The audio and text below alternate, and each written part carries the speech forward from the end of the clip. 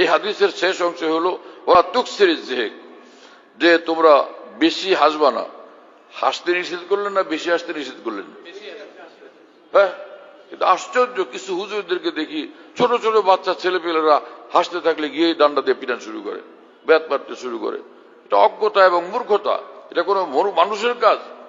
ছোট বাচ্চা কাচ্চাগুলো হাসি ফুর্তি করবে, হাস্যোজ্জ্বল থাকবে, এটা আমাদের খুশির বিষয়।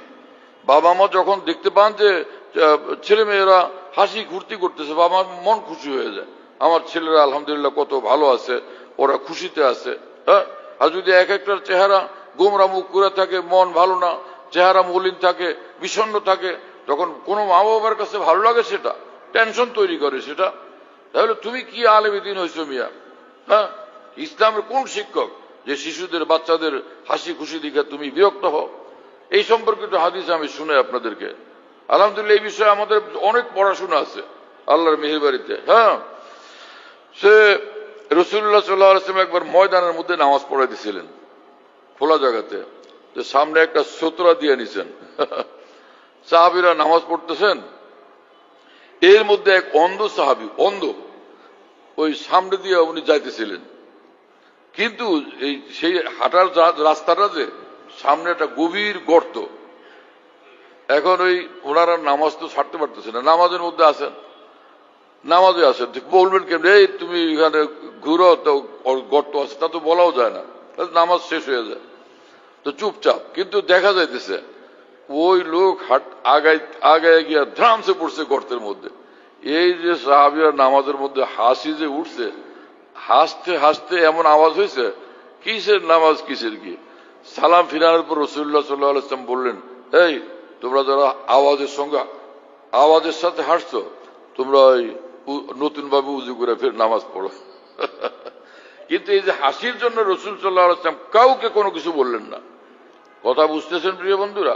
এক একটা বিষয়কে আমি বলি এই হাসির ব্যাপারে, শুনেন খেয়াল করে। আরেক হাদিস শরীফ, এখন এটা বলতে গেলে তো লম্বা হয়ে যাবে, থাক। হ্যাঁ, কয়টা? 10টা? ওহো।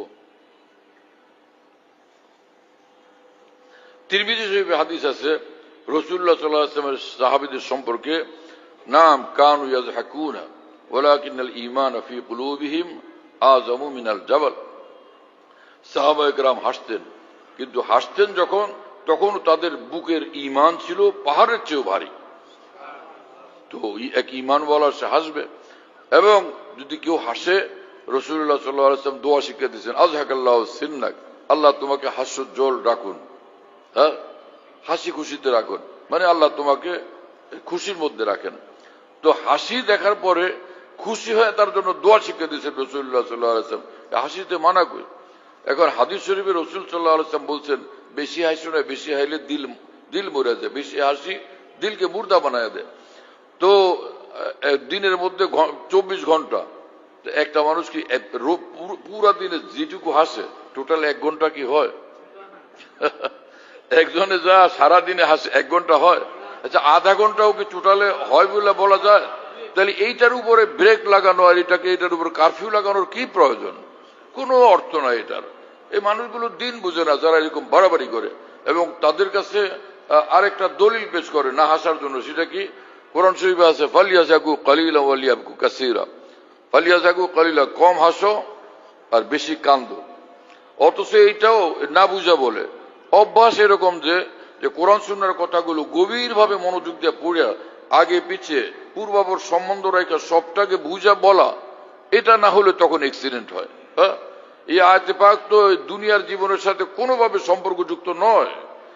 হ্যাঁ, তাফসীরে বয়ান করেন হাকিমুল উম্মত থানবী লিখছেন, এটা হলো আখিরাতের জীবনে কাফেরদেরকে জাহান্নামে নিক্ষেপ করার পরে বলা হবে, হাসবেন না এখন, যত পারেন কান্দেন, কম হাসেন কান্দেন বেশি। এটা কাফেরদেরকে বলা হবে ওদের বুকের যন্ত্রণা, হ্যাঁ, এটাকে বৃদ্ধি করার জন্য। খুশির সে ওই সময় তুমি সে কথা শুনতা, আজকে তুমি হাসতা। এখন কম হাসো বেশি কান্দো, এই কথা বলা হবে। ফেরেশতারা বলবে যাতে জাহান্নামী কাফের মুশরিকদের মানসিক যন্ত্রণা আরো তীব্রতর হয়।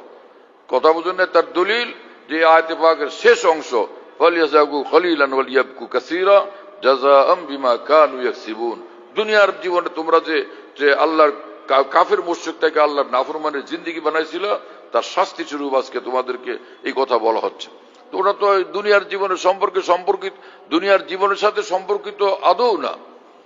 কথা বুঝতেছেন প্রিয় বন্ধুরা? হ্যাঁ।